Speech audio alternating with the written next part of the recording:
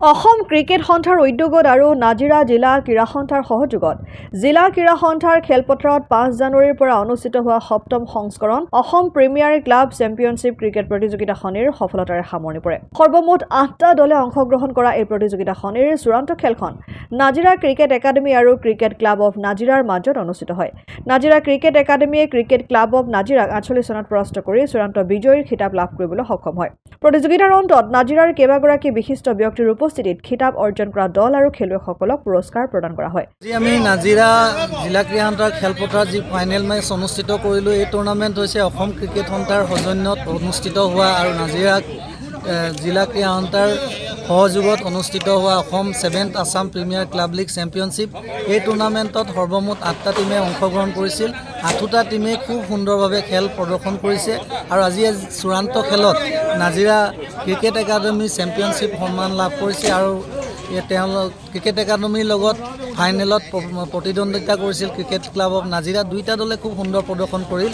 অৱশেষত cricket club of নাজিৰাই ১৬২ run সংগ্ৰহ কৰিব লাগিছিল, কিন্তু তেখেতলোকে ১৬২ ৰান সংগ্ৰহ কৰিব নোৱাৰিলে আৰু চূড়ান্ত খেলত ক্ৰিকেট একাডেমীয়ে বিজয়ী সন্মান লাভ কৰিলে। ইয়াত দেখা গ'ল যে যথেষ্টখিনি ভাল খেলুৱৈয়ে অংশগ্ৰহণ কৰিছে। আণ্ডাৰ-19 প্লেয়াৰ যথেষ্ট হৈছে আৰু আমাৰ আণ্ডাৰ-16, আণ্ডাৰ-13 খেলুৱৈসকলেও খুব উৎসাহিত হৈছে।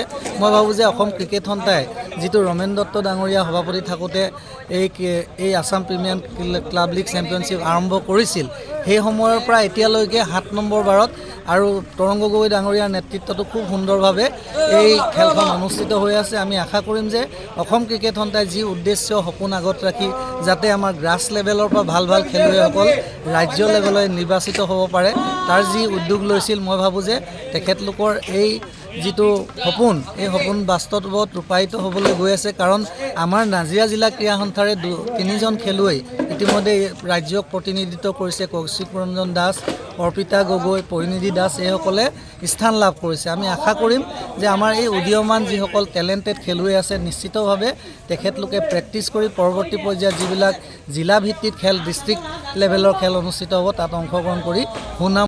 নাজিৰাৰ পৰা যদুমণি হাজৰিকা ৰিপৰ্ট, অসম আদিত্য। NKS হুণ্ডাইলৈ স্বাগতম। নৰ্থ ইষ্টৰ প্ৰথম GDSI 2.0 ফিচাৰ্ছ ডিলাৰ হৈছে NKS হুণ্ডাই। অত্যাধুনিক সা সুবিধাৰে তৈয়াৰী মষ্ট আপডেটেড হুণ্ডাই ডিলাৰ এতিয়া ডিব্ৰুগড়ত।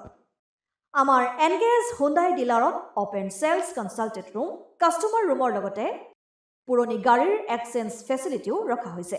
ইয়াত চেলছৰ লগতে ছাৰ্ভিচ ছেক্টৰৰ সুন্দৰ সুবিধা আছে। প্ৰয়োজনীয় সকলো এডভান্স টুলছ, হুইল বেলেন্সিং, এলাইনমেণ্টৰ অত্যাধুনিক machine, post hydraulic lift, fully ট্ৰেইনমেণ্ট পাৱাৰৰ লগতে nitrogen gas filling facility, fully automatic car ৱাছৰ ফেচিলিটিও আছে।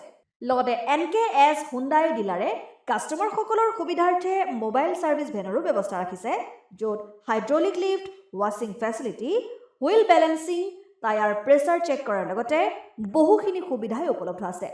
NKS হুণ্ডাইলৈ আহক আৰু সুবিধাসমূহ গ্ৰহণ কৰক।